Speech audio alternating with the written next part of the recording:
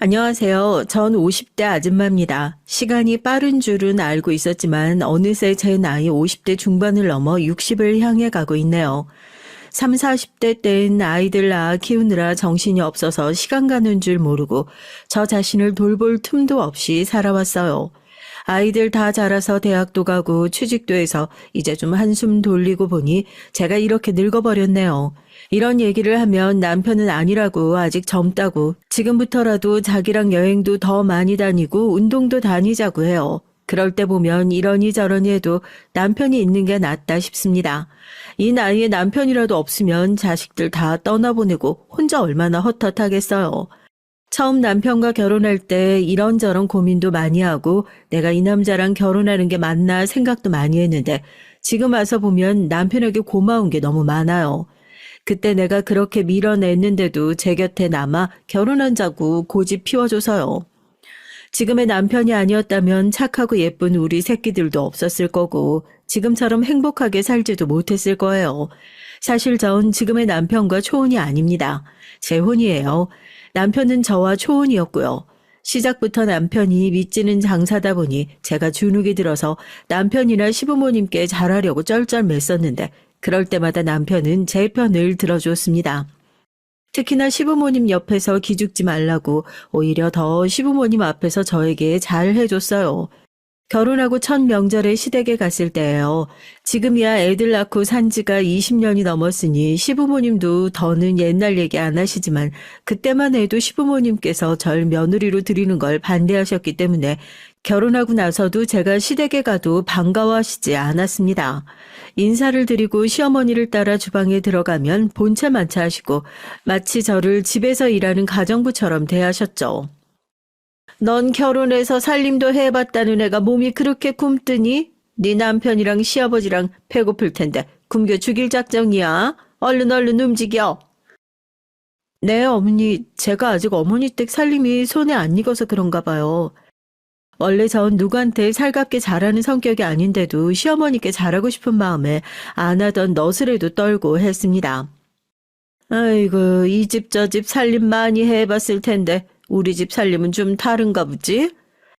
저 나름대로 노력한다고 했지만 시어머니는 툭 하면 전에 제가 결혼했던 걸 가지고 꼬투리를 잡으셨어요. 전 남편한테도 이렇게 했냐는 둥, 전 시부모 앞에서도 이렇게 했냐는 둥 하시면서 해봐야 좋을 거 하나 없는 얘기를 자꾸만 하셨죠. 물론 시어머니를 이해 못하는 건 아닙니다. 귀한 아들 결혼 경력까지 있는 이혼이한테 뺏겼으니 속상하실 만하죠. 그래서 저도 처음엔 시부모님께 어떻게든 예쁜 며느리로 보이고 싶어서 살갑게도 하고 여우같이 굴어보기도 했어요. 하지만 그게 제 생각처럼 쉬운 일이 아니더라고요. 이미 시작부터 잘못됐는데 하루아침에 마음을 바꾼다는 게 쉽지 않았죠. 제가 뭘 해도 시어머니께서 화를 내시고 잔소리를 하시니 언제부턴간 저도 더 다가갈 수가 없었습니다. 더군다나 시어머니가 시아버지께서 제게 구박을 하실 때마다 남편이 제 편을 들고 언성을 높이니 오히려 시부모님과 남편의 사이까지 멀어지게 됐죠. 전 아무리 그래도 저 때문에 남편과 시부모님 사이가 틀어지는 건 싫어서 남편에게 시부모님 앞에서 제 편을 들지 말라고 했어요. 제가 알아서 하겠다고요. 어떻게 그래? 당신은 나 하나 보고 이 집에 시집 온 건데 내가 자기 편 안 들면 누가 자기 편을 들어줘? 남편은 좋은 사람입니다. 저처럼 부족한 사람이 뭐가 그렇게 좋은지 결혼하기 전부터 지금까지 언제나 제 옆에서 저에게 힘이 되어 주었어요. 당신이 언제나 내 편인 건 난 알아. 하지만 나 때문에 당신이 자꾸만 어머니 아버님이랑 사이 안 좋아지는 거 나 너무 속상해. 나 어머님 아버님이 나한테 뭐라고 하시는 거 다 괜찮으니까 자꾸 나 때문에 화내지 마. 당신이 자꾸 내 편만 들고 싸고 도니까 어머님 아버님이 더 얄미워서 그러시는 것 같아. 저 같아도 그럴 것 같아요. 기껏 애지중지 키워놨더니만 애먼 여자한테 푹 빠져서 부모도 못 알아보는 아들놈이 뭐가 예쁘겠어요. 당신도 알잖아. 나 전 남편이랑 시부모님이랑 어떻게 살았는지. 다른 건 몰라도 나 시댁 식구들한테 사랑받으면서 살고 싶어. 그러면 시간이 걸리더라도 내가 노력해서 시부모님께 어떻게든 사랑받을 거야. 그러니까 당신이 좀 도와줘. 당신까지 부모님이랑 사이 벌어지면 나 앞으로도 어머님 아버님께 예쁨 받기 힘들어. 남편은 쉽지 않을 거라고 했지만 전 남편과 결혼할 때부터 이미 각오한 일이라 힘들지 않았어요.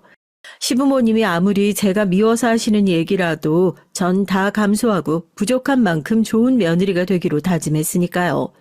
이래서 뭐든 경력직이 낫다고 하나 봐요.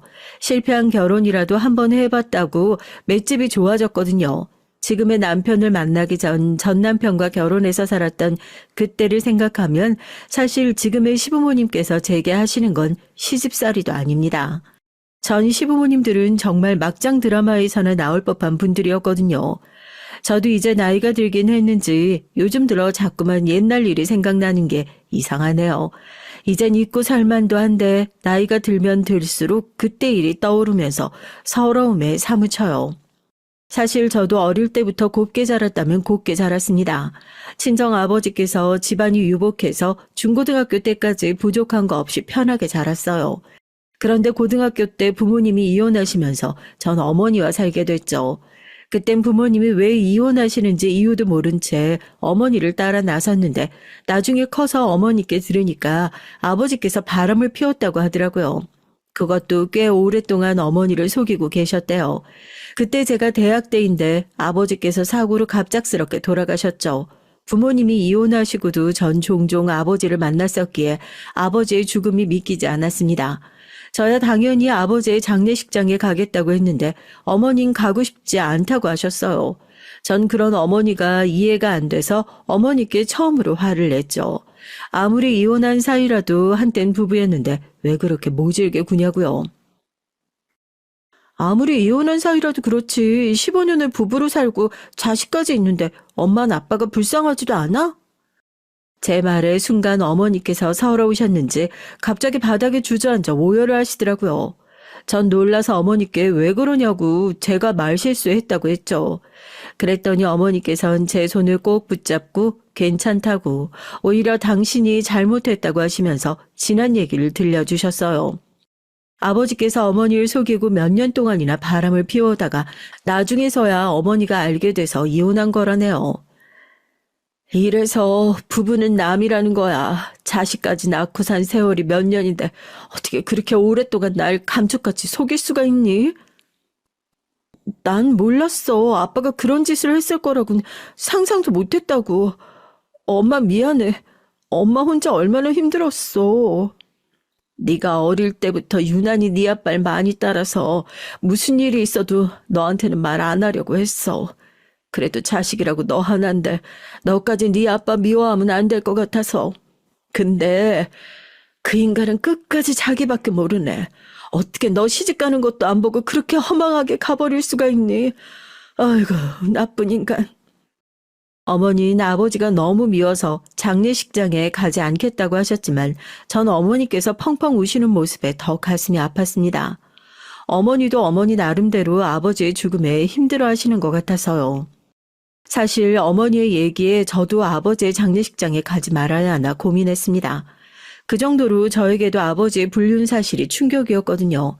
특히나 아버지께서 오랫동안 바람을 피웠다는 상대가 저도 아는 사람이었어요. 아버지와 친하게 지내던 고교 동창들이 있어요. 거의 매달 그 친구들끼리 모여 가족 단위로 모임도 하고 여행도 같이 가고 했었습니다. 그중 아버지와 학창시절 내내 전교 1, 2등을 앞다퉜다는 여자 동창이 계셨어요. 그분도 유부녀였고 저보다 어린 애도 있었죠. 두 분은 만나면 항상 티격태격했습니다. 학교 다닐 때 서로 공부를 잘했다고 하면서 싸웠죠. 심지어 어머니와 그 아줌마랑도 가깝게 지냈고요. 그런데 그 아줌마랑 아버지가 바람을 피웠다네요. 거기다가 두 사람이 바람 피우는 모습을 어머니가 직접 목격했대요. 다 같이 제주도에 놀러 갔던 적이 있었거든요. 저도 고등학교 때라 기억이 납니다. 그날 새벽에 어머니가 잠에서 깨서 옆을 봤더니 아버지가 안 계셨답니다. 어머니는 화장실에 갔나 보다 하고 다시 자려고 했는데 한참이 돼도 아버지가 돌아오지 않으셨대요. 어머니는 걱정이 돼서 아버지를 찾아 나섰고 하필이면 그 순간에 보지 않았으면 좋았을 광경을 거실에서 보고야 만 겁니다. 아버지와 그 아줌마가 둘이 좋아서 뒤엉켜 있는 모습을 말이죠. 어머닌 그대로 몸을 돌려 도망치듯 제가 있는 방으로 돌아왔대요. 드라마에서 보면 왜 도망가나 바로 달려들어서 두 연놈 머리끄덩이를 다 뽑아버리지 했는데 막상 내가 그 상황에 놓이니까 아무것도 못하겠더라. 더군다나 더 웃긴 게 잘못한 건 그 둘인데 내가 더 겁이 난다는 거야. 이걸 어쩌나 내 새끼 어쩌나 싶어서. 저도 기억이 나요. 제주도에서 신나게 놀아서 좋았는데 아침에 어머니께서 갑자기 일이 생겼다며 서울에 가야 한다고 했어요. 아버진 두고 저랑 둘만요. 저는 왜 우리만 올라가냐고 연신 물었는데 어머닌 급한 일이 있다고만 하셨죠. 아버지도 영문을 몰라 그럼 같이 올라가자고 했는데도 어머니가 아니라고 오랜만에 친구들이랑 놀러 온 건데 더 놀다 오라고 하셨죠. 그래서 결국은 저와 둘이서만 먼저 올라오셨어요. 그때 어머니는 먼저 서울에 올라와서 이런저런 생각을 하신 것 같아요. 이혼하게 되면 어떻게 해야 하나 상담도 받으시고요. 제가 새까맣게 아무것도 모르는 사이 어머니에겐 그런 일이 있었던 거예요. 같은 여자로서 어머니가 대단하다고 느끼는 게 아무리 자식이 있다고 해도 그런 상황에서 침착하게 절 데리고 나왔다는 게 정말 대단하다고 생각합니다. 저라면 어머니처럼 그렇게 못했을 거예요. 거기 있던 사람들이 다 알 정도로 미쳐서 가만히 있지 않았을 겁니다. 친정 어머니는 이혼하시고 나서도 절 훌륭하게 잘 키워주셨어요.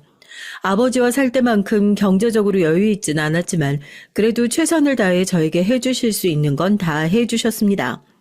하지만 전 어머니께서 해주신 만큼 보답하지 못했어요.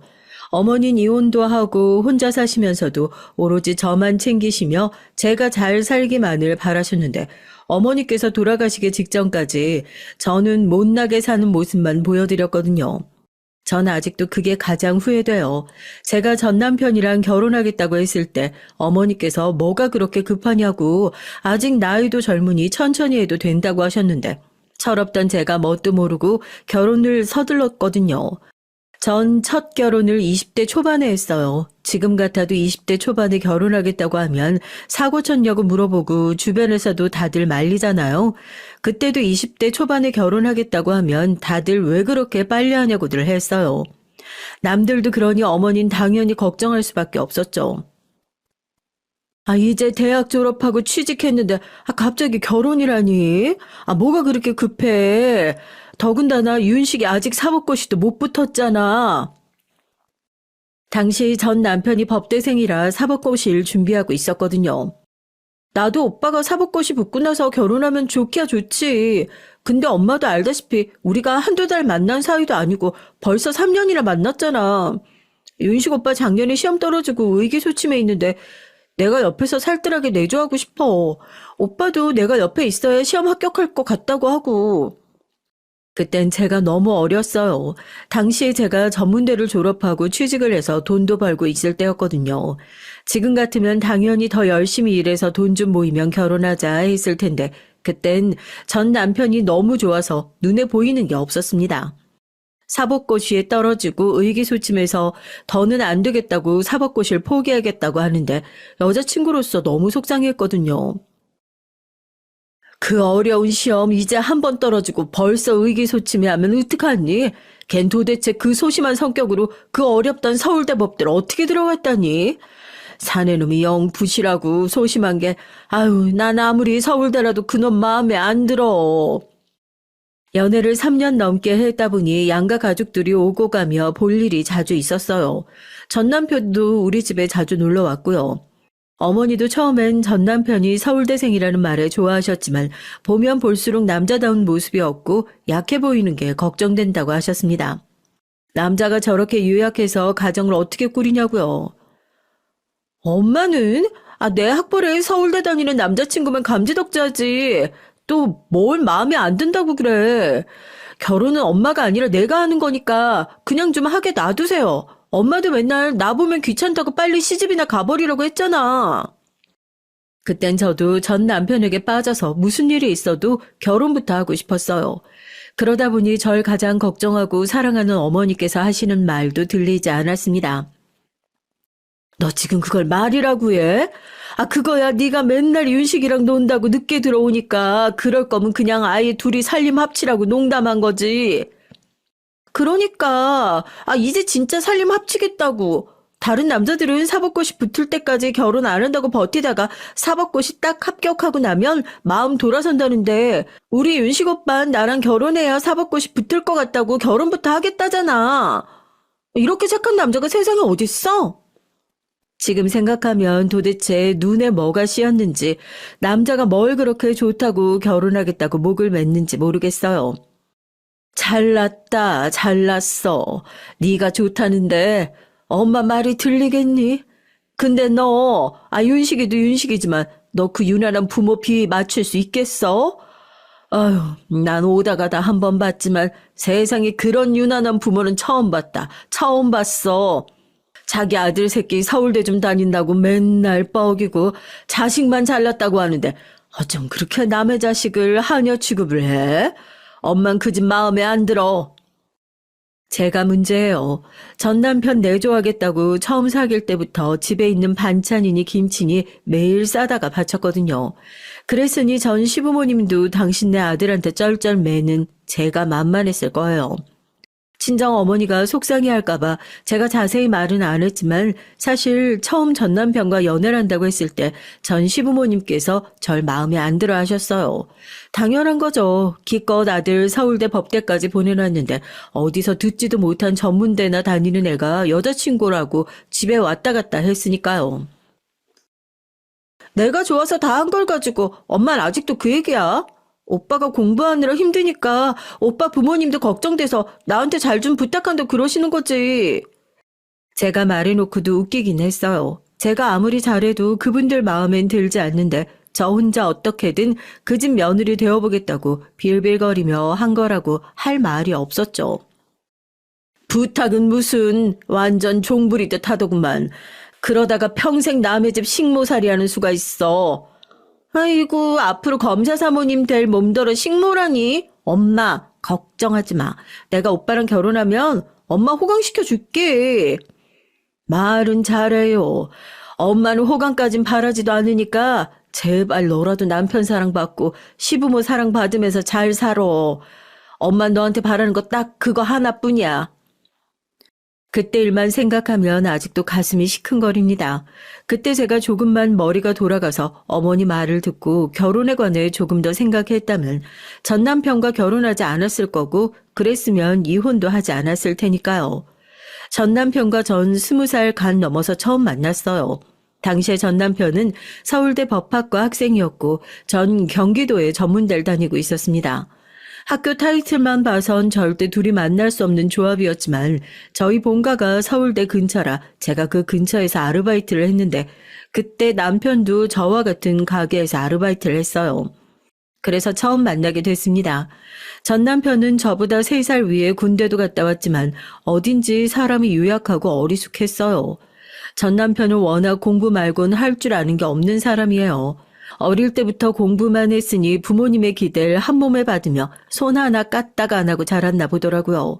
아르바이트 할 때도 하도 실수를 많이 해서 제가 많이 도와줬습니다. 철없던 그 시절에 전 남편의 그런 점에 끌렸던 것 같아요. 우리나라에서 제일 좋은 대학에 다니는 데다가 나이도 많은 사람이 어딘지 어리숙하니 저도 모르게 모성 본능 같은 게 생기더라고요. 그때부터 저도 모르게 하나하나 챙겨주게 됐고 그러다 연애도 하게 됐어요. 결국은 이혼하게 됐지만 연애하는 동안은 전 남편과의 사이는 좋았습니다. 지금 와 생각해보면 좀 이상하긴 하지만 제가 전 남편을 옆에서 챙기면서 이상한 뿌듯함을 느꼈던 것 같아요. 아마도 그땐 전 남편을 돌보면서 제 역할에 취해 있었던 것 같기도 하고요. 더군다나 제가 좋아하는 사람이 오로지 사법고시에 통과해서 검사가 되는 일에만 몰두하고 있는 모습을 곁에서 지켜보는 게 안쓰럽기도 했고 공부를 하느라 잘 먹지도 않고 자지도 않는 게 신경이 쓰여서 뭐든 해주고 싶었습니다. 전 남편도 제가 옆에서 살뜰하게 챙기는 걸 마다하지 않았고 고마워했고요. 물론 전 시부모님은 그때도 절 썩 탐탁지 않아 하셨어요. 전 남편은 학교 근처에서 하숙을 하고 있었습니다.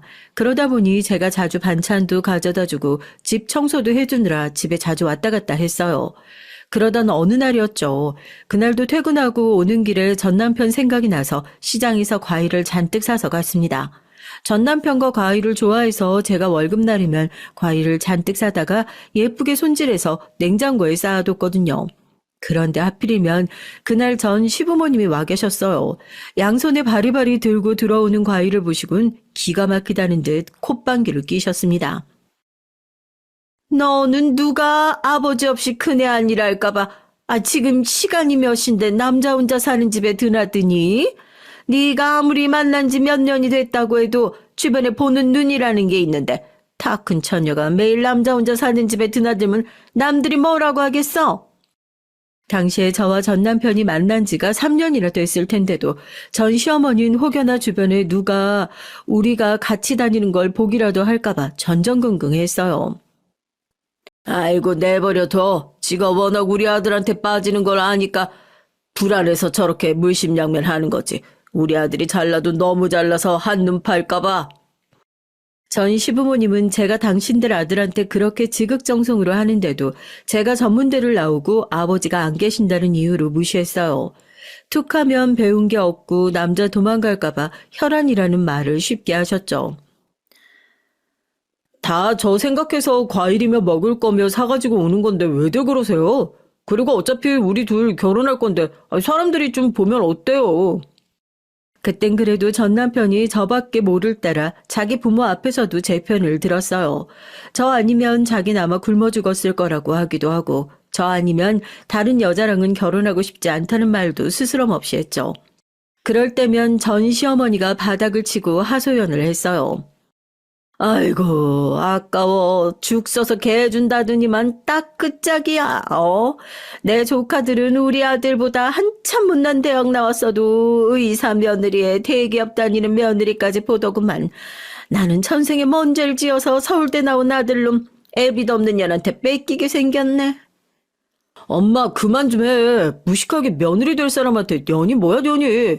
나 이제 공부해야 되니까 두 분 다 그만 돌아가세요. 아직 결혼도 안 해서 진짜 며느리도 아닌 남의 집 귀한 자식한테 애비가 없네 마네 할 때 진작 정신 차리고 결혼하지 말았어야 했는데 철없던 전 남편만 믿고 홀라당 넘어가서 결혼을 해버렸습니다. 제가 생각해도 제가 멍청하긴 너무 멍청했어요. 나이가 어려 세상 물정을 모르다 보니 남자한테 홀라당 넘어가 친정 어머니한테도 너무 못할 짓만 했습니다. 아직 사법고시도 패스하지 못한 채 결혼식을 올리는 마당에 전 시부모님은 뭐가 그렇게 당당한지 저에게 요구하는 게 많았어요. 난 아직도 내 아들이 너 같은 애랑 왜 결혼을 하겠다는 건지 도무지 이해가 안 된다만 내 아들이 죽어도 너 아니면 결혼 안 하겠다고 하니까 어쩔 수 없이 허락은 하는 거야. 귀한 내 아들 호라비로 늙어 죽일 수는 없으니까. 알죠, 어머니. 윤식 오빠에 비해서 제가 많이 부족한 거요. 그만큼 제가 살면서 어머님 아버님께도 잘하고 윤식 오빠도 잘 내조할게요. 결혼 허락해 주셔서 감사합니다. 그런 소리를 듣고도 도대체 뭐가 좋다고 전 결혼 허락해 주셔서 감사하다고까지 했어요. 그런 와중에 전 시어머니는 말도 안 되는 소리를 하시더군요. 그래서 하는 말인데 우리는 너희 결혼하는데 10원 한 푼도 못 도와준다. 내가 마음에 드는 며느리도 아닌데 뭐하러 잘난 내 아들 뺏기면서 집 해주고 결혼식까지 치러준다니. 집은 대충 윤식이 살던 하숙집에서 살림 합치고 식은 나중에 윤식이 고시 패스하고 나면 올려. 사실 신혼집이야 어디에 살든 상관없었어요. 하지만 결혼식을 지금 당장이 아닌 나중에 고시 합격하고 나서 올리라는데 그건 싫었습니다. 어찌 됐든 결혼인데 당연히 식은 올릴 줄 알았거든요. 집이야 어디서 살든 상관없지만 그래도 식은 올려야 하지 않을까요? 저희 어머니께서는 당연히 식은 올리는 줄 알고 계시는데. 그때까지 한 번도 어른들 앞에서 제 의견을 얘기한 적이 없었는데 결혼식만큼은 그냥 넘어갈 수가 없어서 하고 싶다고 말씀드렸어요. 안 그래도 친정 어머니는 제 결혼을 달가워하지 않으셨는데 식까지 안 올리고 그냥 둘이 산다고 하면 속상해하실 게 뻔하니까요. 그런데 전 시부모님도 완강하셨습니다. 식은 절대 안 된다고요. 어머, 얘 말하는 것 좀 봐. 이제 보니까 너 욕심이 과한 애구나. 너야 사람들 앞에서 내 아들 자랑하고 싶겠지만 우리 입장에는 너 우리 가족들 앞에 내세우기 창피해. 거기다가 내 아들이 아직 고시 통과도 못했는데 결혼한다고 하면 사람들이 뭐라고 수군거리겠니? 여자 치마폭에 쌓여서 공부 안 해서 떨어진 거라고 할 거 아니야. 그때가 전 남편이 3번 고시에서 떨어졌을 때였어요. 그래서인지 전 시부모님이 많이 예민하셨어요. 아무래도 가족들 사이에서 당신네 아들이 제일 잘났다고 매번 자랑하고 떠들고 다니셨을 텐데 사법고시에 붙지도 못하고 내세울 거라고는 없는 저 같은 여자랑 결혼까지 한다고 말하기니 싫으셨나 보더라고요. 뭐? 결혼식을 안 해? 너 그게 말이 되는 소리니? 식도 안 올리고 왜 괜히 남의 집에 들어가서 뒤치다꺼리를 해? 그게 돈 거지 결혼이야? 사법고시에 합격할 때까지 혼인신고도 안 할 거라는 말은 아직 하지도 않았는데 어머니는 결혼식을 올리지 않았다는 소리에 화를 내시면서 난리를 치셨어요. 그게 남의 집 식모로 가는 거지 무슨 결혼이냐고요. 남들이 보면 뭐라 그러겠어. 너 그러다가 그 자식의 고시 패스하고 너랑 안 살겠다고 하면 그땐 어쩌려고 그래. 엄마는 윤식 오빠를 뭘로 보고 그런 말을 해. 윤식 오빠 절대 그럴 사람 아니야. 얘가 순진한 소리 하고 있네. 네 엄만 자식까지 낳고 사는 와중에도 남편한테 뒤통수 맞은 사람이야. 너 그거 보고도 남자 믿는다는 소리가 나오니? 어머니가 아버지 얘기를 하면 전 말문이 턱 하고 막히고 맙니다. 절 낳아준 아버진 처자식이 있는데도 다른 여자한테 한눈을 팔고 결국은 처자식을 버렸으니까요. 그걸 보고 듣고 자랐으면서도 남자가 하는 말만 믿고 어머니를 속상하게 했으니 제가 생각이 짧아도 너무 짧았죠. 하지만 그땐 제 생각이 맞다고 생각했어요. 윤식 오빠, 제 전 남편은 다른 남자들과 다를 줄 알았거든요. 전 그렇게 어른들의 걱정과 반대 속에 결국은 결혼을 감행했습니다. 심지어 전 시부모님의 반대에도 결혼식을 올리기로 했어요. 아들 하나 서울대 보내는데 돈이 얼마나 드는 줄은 몰라도 어지간히 없는 집안이신가 봐요. 그렇게 귀한 아들을 왜 식을 안 시키려고 하세요? 상견례 자리에서 친정 어머니께서 폭탄 발언을 하셨습니다. 돈이 없어서 이 핑계 저 핑계 대며 애들 결혼식 안 올리려고 하는 거 아니냐고요. 어머 사돈, 무슨 말씀을 하시는 거예요? 저희가 돈이 없어서가 아니라 우리 아들 사법고시 통과하면 그때 멋들어지게 식 올려주려고 하는 거죠. 있는 거라곤 자존심뿐인 전 시어머니는 눈까지 동그래져서 소리를 지르셨습니다. 무슨 소리 하는 거냐고요. 그거야 그쪽 집 사정이고요. 전 하나 있는 딸내미 식도 안 올리고 남자랑 사는 꼴은 죽어도 못 봅니다. 정 돈이 없어서 힘드신 거면 식도 제가 올려주고 애들 신혼집도 제가 구해줄 테니까 사돈들은 아무것도 하지 말고 그냥 계세요. 아이고 안싸돈 되실 분이 아주 거침이 없으시네. 그래서 남편분이 명이 짧으셨나? 상견례 분위기는 점점 더 안 좋아졌습니다. 전 시부모님은 두 분 다 인상을 구기면서 금방이라도 자리를 박차고 나가실 것처럼 굴었어요. 남편이요? 그 인간 죽기 몇 년 전에 나랑은 이혼해서 남남이었는데 남편은 무슨 그 인간 옛날 버릇 못 고치고 술 처먹고 운전하다 죽은 거거든요. 나랑은 상관없어요. 전 숨을 수만 있다면 쥐구멍이라도 숨고 싶었습니다. 어머니야 제 결혼이 마땅치 않으니 파투가 나든 말든 상관없겠지만 전 그때만 해도 결혼이 간절할 때라 전 시부모님이 혹시나 결혼 그만두자고 할까봐 겁이 났어요. 그래도 다행인지 불행인지 결혼식을 올렸습니다. 친정 어머니께서 말씀하신 대로 식도 어머니가 올려주시고 전 남편과 살 전셋집도 어머니가 구해주셨어요. 전 엄마가 무슨 돈이 있어서 집까지 구했냐고 물었는데 엄마는 그런 걱정하지 말고 잘 살기나 하라고 하셨습니다.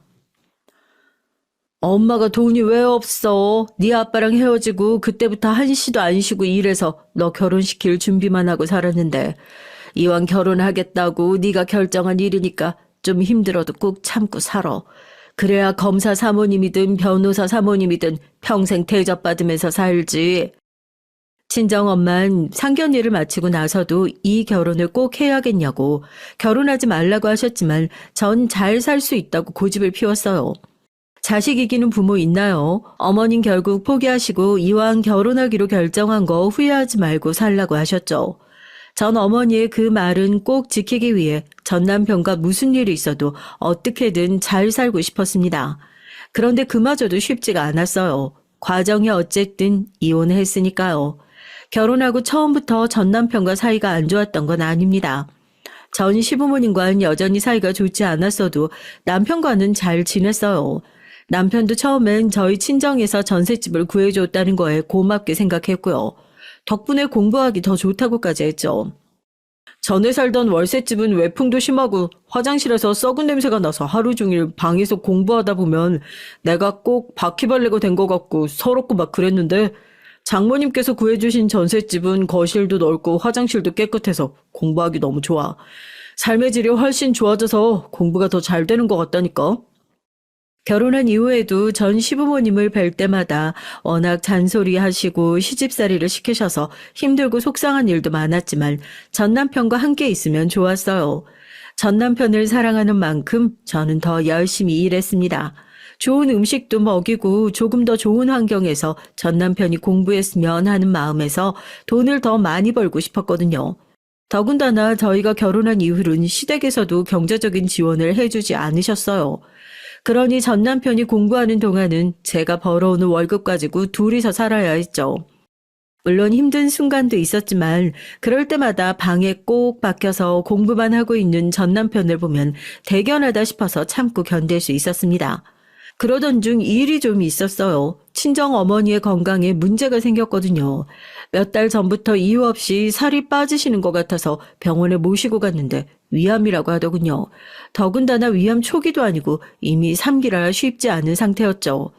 그때만 생각하면 아직도 손이 덜덜 떨리고 가슴이 찢어질 것 같아요. 그때가 아마 제 인생에서 가장 힘들었던 순간인 것 같습니다. 전 지금 당장 어머니가 제 곁을 떠날까봐 무서워 죽겠는데 어머니는 워낙 강하신 분이다 보니 암 판정을 받고도 괜찮다고만 하셨죠. 요즘은 의학기술이 워낙 좋아져서 암으로는 죽지도 않는데 그러니까 괜히 걱정하지 마. 엄마가 병원 다니면서 알아서 고칠 거니까. 그전까진 어머니가 알아서 하겠다고 하면 그러려니 했지만 그 순간만큼은 어머니의 다 알아서 하겠다는 말이 너무 슬프게 들리더라고요. 딸이라고 하나 있는 게 얼마나 믿음직스럽지 못하면 저러실까 싶어서요. 어머니는 정말 혼자 다 알아서 하려고 하셨어요. 일하느라 바쁜데 신경 쓰지 말라면서 병원도 혼자 다니시고 입원도 혼자 다 하셨죠. 전 너무 죄송해서 병원에 입원하고 퇴원할 때만이라도 쫓아다녔는데 어머님 그것도 불편하다고 아예 오지 말라고 하셨습니다. 본인은 혼자가 편하다고요. 그러던 어느 날이었어요. 그날도 어머니가 퇴원하셔서 병원에 모시러 갔는데 평소보다 좀 늦으시더라고요. 그때 어머니 담당 간호사가 나와서 해주는 말이 이번 항암은 특히나 힘들어 하신다면서 속이 좋지 않아 계속 토하고 계신다고 하더라고요. 전 놀라서 왜 토하시는 거냐고 물었죠. 바보처럼 아무것도 모르고요. 그러자 간호사가 하는 말이 원래 항암이라는 게 그렇게 힘든 거라고 하더군요. 병원에 있는 동안 매일 토하느라 잠도 못 주무시고 밤새 힘들어 하신다고요. 전 간호사에게 듣기 전까지 전혀 몰랐습니다. 어머니께서 전화통화할 때마다 항상 괜찮다고만 하셔서 정말 괜찮은 줄로만 알았거든요. 인터넷에 찾아보기만 해도 아는 걸 전 몰라서 간호사한테 듣고 나서야 어머니가 혼자 아프고 힘들었다는 걸 알게 된 거예요. 그제야 병원에 물어도 보고 알아도 보니 항암을 받으면 원래 속이 메스꺼려서 먹지도 못하고 몸에 힘이 없어서 아무것도 하기 싫어진다고 하더라고요. 전 딸이 돼서 어머니에게 너무 관심이 없었던 겁니다. 죄송했어요. 그동안 혼자 그 힘든 걸 어떻게 견디셨을까 싶더라고요. 전 너무 죄송한 마음에 항암을 받고 나와선 혼자 계시지 말고 일주일이라도 우리 집에 가 있자고 했죠. 어머니는 당연히 처음에 거절했어요. 하지만 식사도 못하고 혼자 힘들어하시는 모습에 가슴이 아파 절대 어머니를 혼자 둘 수가 없었습니다. 제가 고집을 피워서라도 모시고 와야겠다 싶었어요. 어머니의 상황을 전 남편에게도 얘기해 어머니를 우선 집으로 모셨어요. 전 남편도 처음엔 자신이 공부하느라 집에 있으니 장모님은 걱정하지 말고 출근하라고 했고요. 저는 전 남편의 말만 믿고 출근했습니다. 그런데 상황을 예기치 않은 방향으로 흘러갔어요. 어머니께서 우리 집에 오신 지 3일도 되지 않아 도저히 못 있겠다고 우리 집을 나가버리셨거든요. 더군다나 남편도 뭐가 그렇게 불만인지 어머니와 같이 못 있겠다고 하더라고요. 내가 너 이서방이랑 결혼하면 바보처럼 신년으로 타고 살 줄 알았는데 이 정도인 줄 몰랐다. 아무리 공부하는 게 힘들어도 그렇지 이서방이 네 남편이지 네 아들이냐? 돈도 네가 벌어. 집안일도 다 네가 해. 이서방 그 자식은 정말 손 하나 까딱 안 하고 방 안에 처박혀서 공부만 하더라. 그런 집구석에 내가 어떻게 누워있어. 안 그래도 너 힘든데 나까지 보탤 일 있니? 알고 보니 제가 출근하고 나면 어머니께서 전 남편에게 청소해라, 쓰레기 버리고 와라 잔소리를 하셨나 봐요. 어머니가 생각하기엔 제가 하루 종일 일하고 와서 피곤한데 집에 와서까지 집안일에 시달리는 게 안쓰러우셨던 거죠. 하지만 지금까지 집안일이라곤 해본 적도 없는 전 남편이 순순히 할 리가 없었습니다. 어머니가 말하는 것마다 할 줄 모른다고 하니 보다 화가 나신 거죠. 그때까지도 전 제가 뭘 잘못하고 있는지 몰랐어요. 결혼하기 전부터 저에겐 전 남편을 챙기는 게 워낙 일상이라 그게 이상한 건 줄 전혀 몰랐거든요. 이왕 남편 내조하기로 한 거 경제적인 건 당연히 제가 책임지는 거고 전 남편은 공부하느라 바쁘니 식사나 청소, 빨래 같은 집안일도 당연히 제가 하는 거로 생각했어요. 당시엔 저에게 시녀라고 말하는 어머니한테 괜히 서운했고요. 엄마 왜 그렇게 화를 내? 집에서 혼자 누워서 끙끙거릴까 봐 걱정돼서 모시고 왔더니만. 왜 괜히 꼬투리야. 이서방 공부하느라 바빠서 엄마 좀 혼자 뒀다고 삐져서 그래? 처음엔 전 남편이 공부하느라 아픈 어머니를 챙기지 않아서 그게 서운해서 그러시는 줄 알았어요. 그런데 이제와 생각해보면 그게 아니었습니다. 어머님 바보처럼 사는 제가 불쌍하고 걱정됐던 거예요. 됐어. 내가 미친년이라 한여병 걸린 딸년을 낳았지. 나는 나대로 알아서 살 테니까 너는 나 신경 쓰지 말고 네 남편이나 평생 챙기면서 살아. 그땐 괜히 어머니 말이 다 서운해서 저도 툴툴거렸어요. 아무리 아파도 그렇지 왜 그렇게까지 나한테 화풀이를 하느냐고 했죠. 그런데 그때 어머니와 나눈 대화가 마지막 대화가 됐습니다. 어머닌 그 이후 다음 항암을 받지 못하고 돌아가셨거든요. 결국은 친정 어머닌 제가 가장 바보 같고 못났을 때 모습만 보시다가 떠나신 거예요. 전 아직도 그게 제일 어머니께 죄송해요. 어쩌면 다행인지도 모르겠습니다. 어머니가 돌아가시고 얼마 뒤 제 인생에서 가장 큰 변화가 일어난 사건이 있었거든요. 어머니께서 그 모습을 보셨다면 아마 더 속상하셨을지도 몰라요. 그건 바로 전 남편의 사법고시 합격이었습니다. 전 남편은 5번 만에 사법고시에 합격했어요. 그 당시의 기쁨은 말로 못합니다. 전 남편과 부둥켜 안고 정말 30분을 펑펑 울었어요. 너무 좋아서요. 그런데 기쁨도 잠시 남편이 합격한 이후 반년 만에 많은 것들이 변하기 시작했습니다. 전 남편은 연수원에 들어가더니 뭔가 묘하게 정관 달라졌어요. 처음 들어가선 하루에 한두 번씩 걸려오던 전화가 2, 3일에 한 통으로 줄더니 연수원에 들어간 지 일주일이 지나서 아예 연락이 없더라고요. 전 걱정이 돼서 연락하려고 해도 전 시부모님께서 절대 연락하지 말라고 신신당부하셔서 연락할 수가 없었어요. 연수원에서 다들 총각들만 있을 텐데 괜히 자주 연락해서 애 사람들 앞에서 망신당하게 하지 말고 참잡고 있어. 애가 때가 되면 어련히 알아서 전화하겠지. 그래, 애가 어디 놀러 간 것도 아니고 연수하러 간 건데 넌 뭐가 그렇게 불안해서 그래? 설마 벌써 남편 단속하냐? 그게 아니라 평소에 연락 자주 하던 사람이 무슨 일인지 연락이 없으니까 걱정이 돼서요. 아이고, 애도 아니고 너 없어도 우리 아들 잘 먹고 잘 지내고 있을 테니까 신경 끄고 너는 너 할 일이나 해. 제가 무슨 말만 해도 다 마음에 들어 하지 않으시니 저로선 나설 수가 없었습니다. 아들이 연수원에 들어갔어도 우리 집에 자주 와서 제 밥까지 얻어먹고 가시면서도 그렇게 절 구박을 하셨죠. 그러던 어느 날이었습니다. 전 남편이 연수원을 나와 드디어 검사 임용이 됐어요. 전 남편은 5년 만에 진짜 꿈을 이룬 거예요. 그런데 그 꿈 같은 순간에 저에겐 말도 안 되는 일이 벌어졌습니다. 정말 그날만 생각하면 아직도 치가 떨려요. 전 며칠 전부터 전 남편의 검사 임용 잔치를 하겠다고 잔치 준비를 했죠. 전 시부모님도 모시고 식사를 하려고 초대를 했습니다. 그런데 모두 모여 축배를 들기 전부터 뭔가 분위기가 이상했어요. 전 시부모님이랑 전 남편이 자꾸만 눈을 맞추면서 제 눈치를 살피는 것 같더라고요. 뭔가 할 말이 있는 사람들처럼요. 그런데 그때 전 시어머니께서 도저히 못 참겠다는 듯 입을 뗐습니다. 그러더니 한다는 말이 말도 안 되는 소리를 하셨어요. 아이고 답답해 죽겠네. 아들, 네가 뭘 잘못했다고 말을 못해. 안 되겠다. 아유, 이러다가 오늘도 말 못하겠어. 그냥 내가 말해야지. 예. 그만 왔다 갔다 하고 여기 좀 앉아봐라. 상을 차리느라 주방에 왔다 갔다 하며 바쁜 와중에 전 시어머니께서 할 얘기가 있다며 저에게 부산 그만 떨고 자리에 앉으라고 했어요. 전 무슨 일인가 싶어 놀라서 앉았습니다. 우리 아들 검사 돼서 이제 앞으로 승승장구 할 일만 남은 거 너도 알지?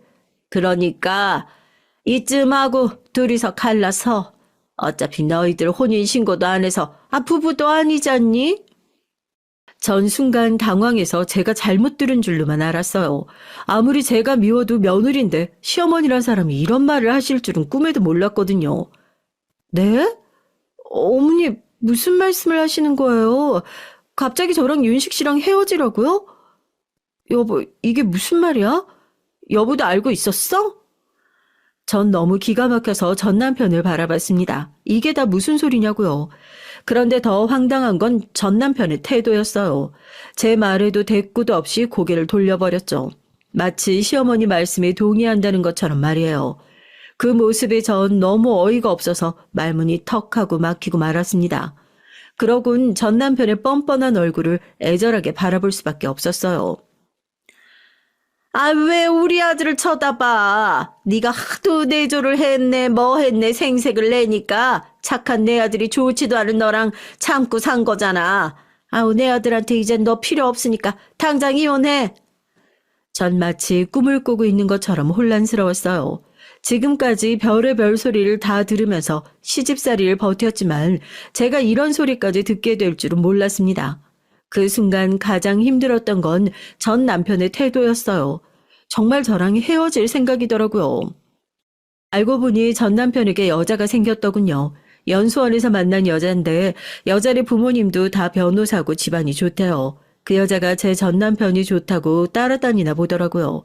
언뜻 들어도 저보다야 조건이 훨씬 좋으니 시부모님의 전 남편까지 다들 홀라당 넘어간 겁니다. 저만 없으면 법조인 가족의 사위로 들어갈 수 있으니까요. 지금까지 네가 해준 거 나도 고맙게 생각해. 근데 나 이제 널 봐도 좋지가 않아. 사실 우리 오래 만났잖아. 요즘 너만 보면 좀 지겹달까? 나도 이제 새로운 사람이랑 만나보고 싶어. 그러니까 우리 헤어지자. 시댁 식구들이랑 전 남편 말만 들으면 모든 게 다 참 간단했습니다. 우리가 아무리 혼인신고를 안 했어도 결혼식까지 올리고 살았는데 자기가 검사 좀 됐다고 절 이렇게 무시하고 버릴 줄은 몰랐어요. 그까짓 결혼식 우리 집안에선 시키고 싶지도 않았는데 사실 너희 엄마가 하도 졸라서 한 거잖아. 난 그냥 너희끼리 연애나 좀 하라고. 네가 내 아들이 하도 좋다니까 동거도 허락한 건데 이제 내 아들이 싫다고 하니 어쩌냐. 헤어져야지. 그 순간 너무 서러워서 아버지와 어머니의 얼굴만 떠올랐습니다. 우리 부모님도 돌아가시지 않고 제 곁에 계셨다면 내가 지금 이런 취급을 받진 않았을 텐데 싶더라고요. 그런데 사람은 죽으라는 법은 없어요. 그 순간 번쩍 떠오르는 사람이 있었습니다. 그건 바로 저희 작은아버지예요. 돌아가신 아버지의 동생이요. 전 그 순간 무슨 정신이 있었는지 놀라고 화가 나는 상황에서도 급하게 핸드폰을 찾아 작은아버지께 전화했습니다. 그리고 작은아버지께 다짜고짜 저를 좀 도와달라고 했어요. 작은아버지, 저한테 무슨 일이 생기면 뭐든 도와주신다고 하셨죠? 제발 저희 시댁 식구들 벌해주세요. 제발요. 저의 다급한 목소리에 감사하게도 작은아버지께서 한 걸음에 와주셨어요. 그리고 저의 억울함을 해소해 주셨고요. 누구에게도 말을 안 한 게 있는데 사실 저희 작은아버지께서 검사세요. 그것도 고위직이라 뉴스에도 나온 적이 있을 정도로 유명한 분이죠. 남편이 5년 동안 사법거시를 보고 통과했을 때까지도 얘기를 안 한 게 괜히 시댁 식구들에게 작은아버지 얘기를 하면 잘 봐달라고 부탁하라는 둥 하면서 저에게 시킬 게 뻔하니 굳이 얘기하지 않았죠. 작은아버지께서 어머니 장례식장에 와주시긴 했지만 자주 연락을 하고 산 사이도 아닌데 괜한 일로 신경 쓰이게 하고 싶지 않았거든요. 작은아버지께서 집까지 오는데 30분밖에 걸리지 않았는데도 그 사이에 많은 일을 해주셨더라고요. 연수원에 있는 후배 교수들에게 연락해 전 남편이 연수원에 있을 때 어땠는지와 바람을 피운 상대 여자 연수원생과의 관계도 다 확인하셨더라고요. 더군다나 제 남편이 사실혼 관계에서 바람을 피운 사실을 공론화하셨어요.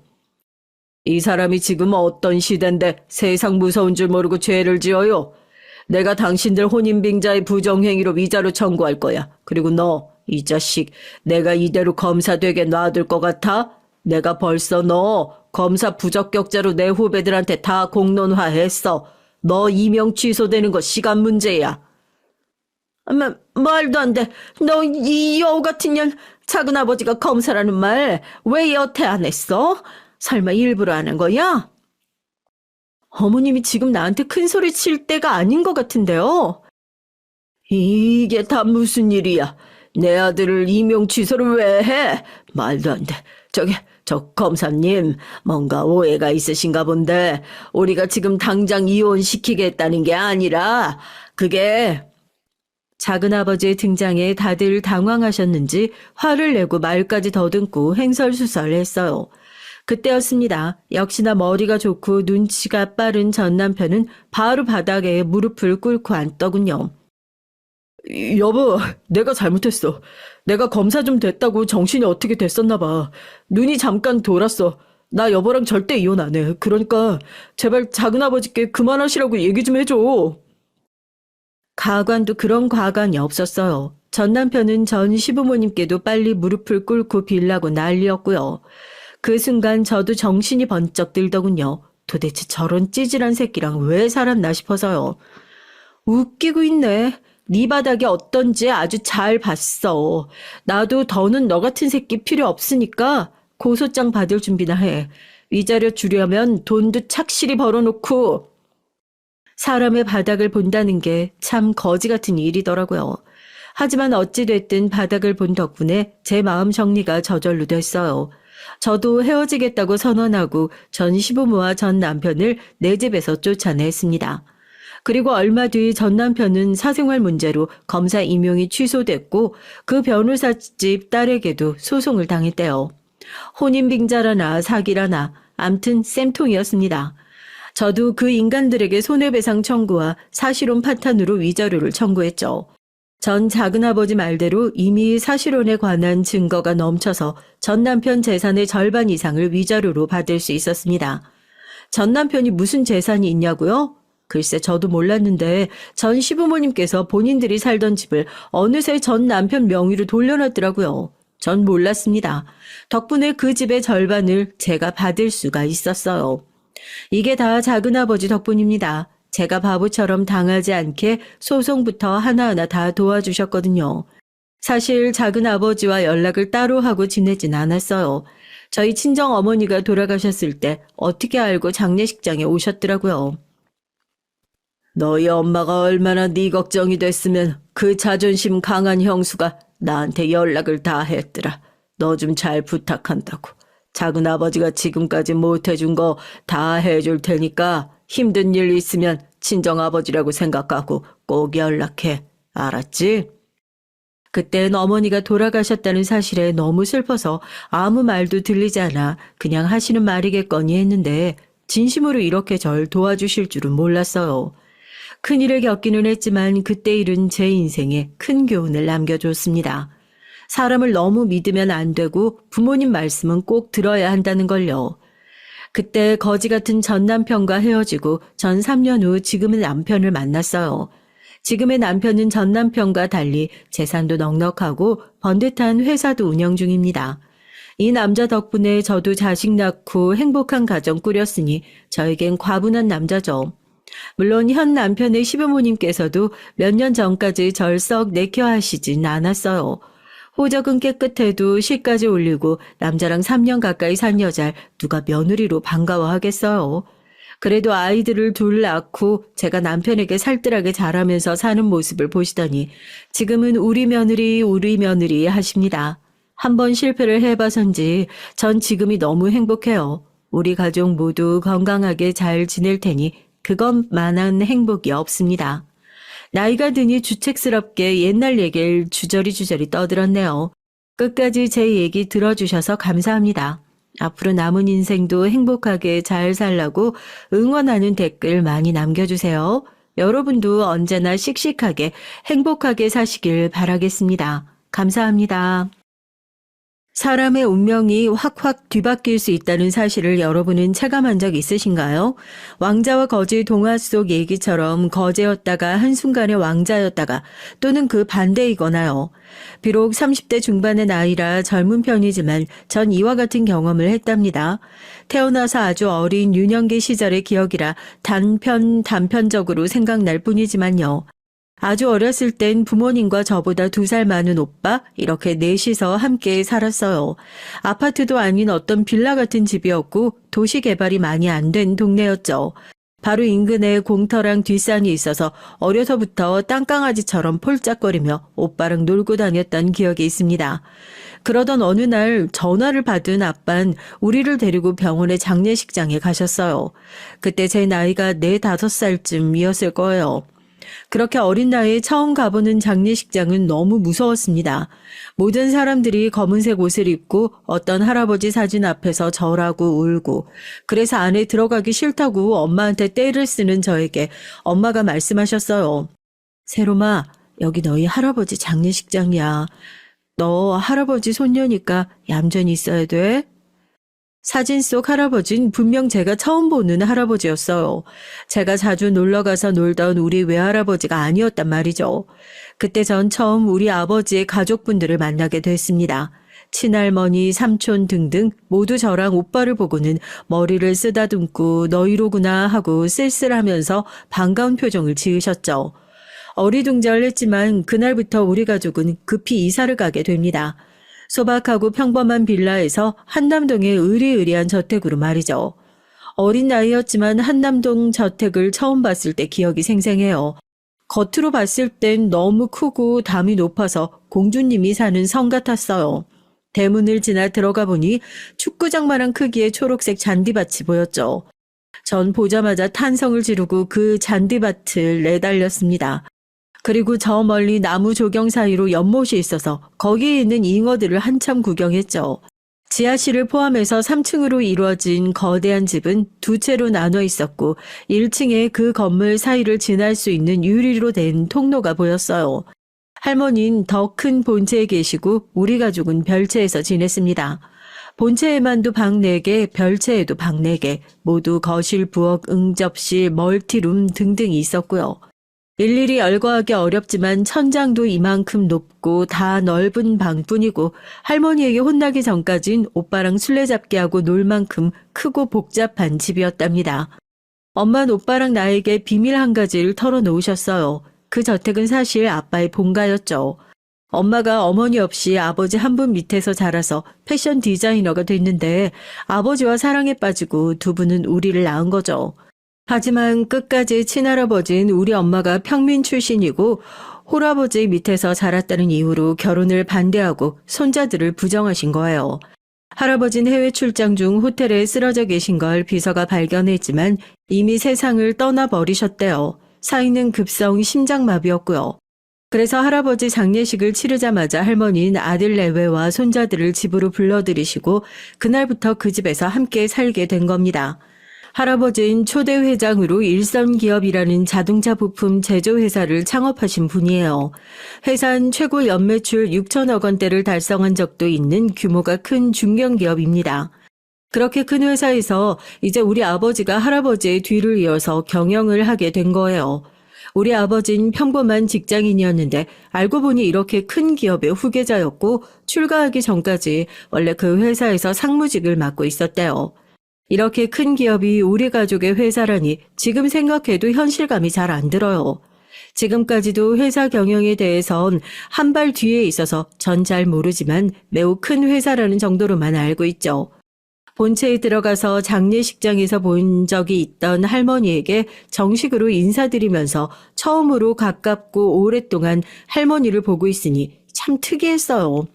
분명 할머니신데 우리 엄마보다 언니 같은 아줌마로 보여서 할머니라는 말이 잘 안 나오는 거예요. 할머니는 소파에 항상 꼿꼿한 자세로 계셨고 몸매도 호리호리하고 정말 젊어 보이셨어요.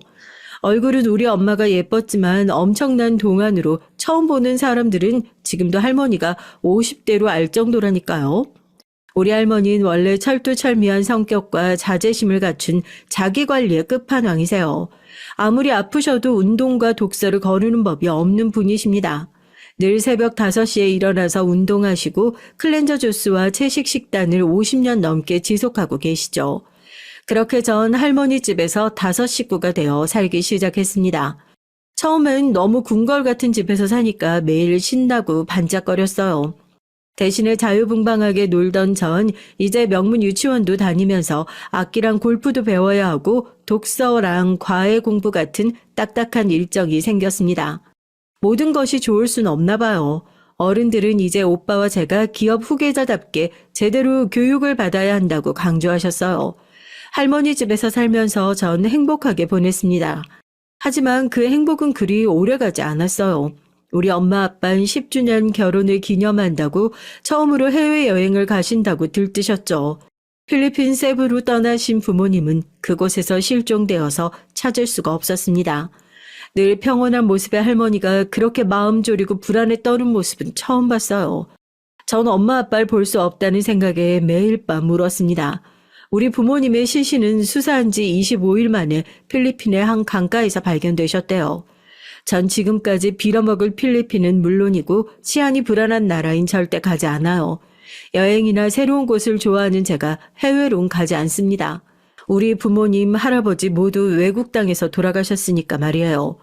우리 오빠는 원래에도 애늙은이라고 제가 놀릴 정도로 의젓하고 모범생이었지만 부모님이 돌아가시고 고작 10살이었던 오빠는 더 말수가 줄고 아이답지 않은 모습이 됐어요. 하늘 아래 혈육이라곤 너와 나 그리고 할머니뿐이구나. 이렇게 말하고 절 끔찍이 생각해주고 위해주는 그런 어른스러운 오빠가 됐죠. 오빤 장차 성인이 되면 일선 기업을 물려받기 위해 경영자의 길로 진로를 바꿨습니다.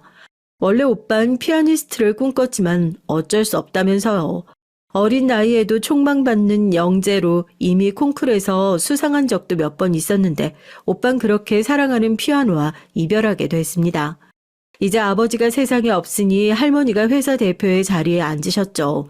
원래 할머니 친정집이 일품 기업이셔서 어릴 때부터 기업 경영을 보고 자라왔고 할아버지 생전에도 중요한 회사 일을 함께 상의했을 정도로 사업가적 마인드를 가진 분이세요. 그래서 지금까지도 할머니는 고령의 나이에도 아주 잘 회사를 운영하고 계십니다. 나 말고도 이쪽 업계에 5-6명의 여성 대표가 있지. 대부분 나처럼 가정주부로 지내다 남편과 사별한 후 회사를 꾸려나간 사람들인데 가만히 보면 그분들이 맡고 나서 오히려 회사가 확장되고 안정적으로 됐다는 공통점이 있지. 여자들이라고 해도 경영을 아주 잘한단다.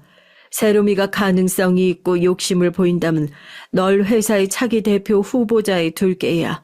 여자라는 이유만으로 배제하진 않을 게다. 헌데 넌 다른 쪽에만 관심을 보이니 원? 맞아요, 할머니. 전 회사 경영엔 조금도 마음 없는걸요? 대신 똑똑한 우리 오빠 있으니까 무슨 걱정이겠어요. 제가 할머니 기대와 달리 법대나 상경대에 가지 않고 패션 디자인 학과를 진학하자 이렇게 말씀하셨죠. 할머니는 헤어스타일도 한결같이 염색하지 않은 하얀 단발머리를 고수하시고 입는 옷도 늘 담백하면서 우아한 스타일에 몇 가지만 돌려입는 검소한 분이십니다. 회사 사무실에 계실 땐 다른 직원과 마찬가지로 회색 사원 점퍼를 걸치고 계시고요. 중요한 회의나 경영자 모임 것 같은 경우에만 명품 정장을 갈아입고 가실 뿐입니다. 할머니는 돈도 많잖아요? 그런데 왜 그렇게 아끼시는 거예요? 내가 아끼는 건 돈이 아니라 결정하는 데 쓰는 시간이란다. 사람들이 회사의 매출액과 부채 비율로 나를 평가하지. 내 외모가 뭐가 중요하겠니? 옷이나 머리 치장에 쓸 시간이 아깝구나. 하며 희미한 웃음을 지으셨어요. 우리 할머니 정말 멋지고 존경할 만하죠. 할머니가 남편과 자식 모두 사고로 죽고 나니 손주들만큼은 지키고 싶으셨는지 과잉보호를 하셨습니다.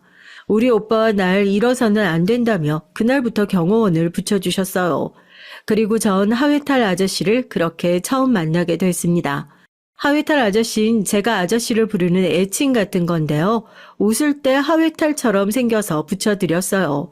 아저씨는 제가 바깥 외출을 할 때면 늘 그림자처럼 따라다니면서 가드도 해주시고 제가 급한 일이 있을 때면 제일 먼저 SOS를 치는 정말 의지하고 좋아하는 아저씨예요. 철 모르는 시절엔 그저 평범하게 부모님과 살아왔던 저의 인생은 몇 번의 계기로 확확 뒤바뀌게 됐어요. 부모님마저 돌아가시고 나자 전 장차 일선 기업과 많은 재산을 오빠와 함께 상속받게 될 상속녀가 되어 있었죠. 저라는 사람은 그대로인데 상황이 이렇게 바뀌자 주변 사람들의 태도가 바뀌었어요. 그래서 권모술수를 부리며 우리의 재산을 노리는 사람들이 많다는 걸 잘하면서 경험했습니다. 그래서 저도 오빠도 사람을 잘 믿지 않고 우리를 잘 모르는 사람들에겐 배경에 대해 오픈하지 않고 철저히 비밀로 했어요. 세월이 흘러 오빠는 예비 경영자의 길을 가는 사람답게 스카이의 한 대학교 경영학과에 입학했고 졸업 후 미국의 동부권에서 대학원 과정을 밟고 있었어요. 저도 공부를 열심히 해서 홍익대학교 패션 디자인과에 입학을 했죠. 후계자의 사명을 갖고 사는 오빠와 달리 전 좀 자유분방하고 제 감정이 솔직한 사람이에요. 제가 하고 싶은 대로 패션 디자인과에서 열심히 공부하고 파리로 유학도 다녀왔고요. 그리고 귀국해선 유명 패션 기업에 취직해서 멋진 커리어 우먼이 되었습니다. 20대의 대부분을 패션 디자인만 공부하며 달려온 전 이제 여가 생활도 하고 취미를 가지고 싶었어요. 그래서 늘 관심이 있어 하던 사진 동호회에 가입했죠. 사진 동호회에서 사진기를 처음 만져보는 저에게 설명도 자세히 해주고 출사도 가자고 하는 등 친절하게 대해주는 한 선배를 만나게 됐습니다. 그런데 선배 따라서 사진의 세계에 입문하고 동아리 활동도 주말마다 하고 있었지만 전 언젠가부터 거기에 가는 것이 불편하게 느껴졌어요. 그 선배는 점점 저에게 후배가 아닌 여자로 생각하고 절 마치 자기 여자친구 대하듯이 집착을 하는 거예요. 선배 때문에 동호회 활동도 줄이고 그 선배를 피해 다니기 시작하자 동호회에 저랑 사귀고 있다고 거짓 소문을 내고 저에게 하루에도 몇 번이나 전화를 하고 문자를 보냈어요. 그렇게 전 그 선배에게 스토킹을 당하기 시작했습니다. 그러던 어느 날 선배는 나에게 사진 출사가 있다는 거짓말로 절 꿰어내고야 말았거든요. 저에게 다른 사람의 번호로 출사 공지 문자를 보내니 전 감쪽같이 속고야 말았죠. 약속한 서울역에 제가 늦게 도착하자 이미 다들 출발했다면서 저와 같이 가주려고 기다렸다는 거예요. 전 선배와 둘이서만 가는 게 걱정됐지만 오픈된 공간인데 설마 뭘 어쩌겠냐 싶어서 함께 기차를 타고 청평역에 내렸습니다. 같이 가는 선배는 평소와 다름없이 친절하고 이상한 기색이 없었기에 경계심을 풀고 선배와 함께 청평역 근처의 마트에 들러서 음료수와 먹을 음식을 사고는 펜션에 들어갔어요. 그리고 전 그곳에서부터 기억을 잃어버렸습니다. 의식을 차렸을 때 전 의자에 손이 뒤로 묶여있는 상태였고 형광등을 켜지 않고 커튼도 닫아놔서 방안이 좀 캄캄했어요. 약간 어스름한 빛으로 앞에 누가 있는지 식별할 수 있게 되자 전 깜짝 놀라 소리를 지르게 됐습니다. 아니 선배, 언제부터 거기... 그리고 전 왜 이러고 있는 거예요? 나 왜 의식을 잃었던 거죠? 하지만 제 말에도 선배는 가만히 제 앞에 앉아서 저만 빤히 보고 있었어요. 그 눈빛을 보니 온몸에 소름이 돋았습니다. 내가 말했지, 넌 내 것이라고. 다른 마음 품으면 너도 나도 이 세상에 존재하지 않을 거라고 말이야. 난 너에게 사랑만을 주었을 뿐인데 왜 넌 그런 날 투명인간 취급하고 무시하고 나한테 상처만 주는 거지? 선배, 잠깐만요. 저 손 좀 풀어주세요. 우리 같이 앉아서 차근차근하게 얘기 좀 해요. 이젠 너 같은 것에게 결정권이란 없어. 앞으로 내 식대로 한다. 너는 내 새장 속에 갇힌 아름다운 새가 될 거야. 나만 볼 수 있게 가다 놓고 그러면 결국 너도 날 사랑해주겠지? 그렇게 말하는 선배를 보자 오싹해지고 난 앞으로 어떻게 되는 것일까 하는 아찔한 생각에 무서워서 견딜 수가 없었어요. 그때였습니다. 쨍그랑 누군가가 펜션 창문을 깨고 들어와서 그 선배를 제압했어요. 넌 누구야? 깨진 창문의 바람으로 커튼이 걷히자 바람과 햇살이 쏟아져서 방 안을 환하게 비추었습니다. 전 하회탈 아저씨가 선배를 눕혀놓고 얼굴을 때리는 걸 볼 수 있었어요. 선배는 눈이 붓고 입술에 피가 난 채로 더 이상은 아저씨에게 대항하지 못하고 몸을 축 늘어뜨리고 누워 있었고요. 아저씨는 선배의 양팔을 뒤로 끈으로 묶어서 도망가지 못하도록 마치 경찰이 범죄자들을 잡을 때처럼 순식간에 상황을 정리했습니다. 그러고 나서 의자에 묶여있는 절 발견하시고 끈을 풀어주셨죠. 하회탈 아저씨의 얼굴을 보자 전 안도감에 아저씨 팔에 매달려서 울었습니다. 아저씨 고마워요. 아저씨 말대로 저 사람 조심했어야 했는데 이렇게까지 할 줄은. 걱정 마세요, 아가씨. 저 놈은 경찰서에 넘기고 제가 어떻게든 철창에 가둘 겁니다. 아가씨는 이제 안전해요. 울지 말아요. 전 그렇게 하회탈 아저씨의 도움으로 겨우 선배가 쳐놓은 덫에서 빠져나올 수 있었어요.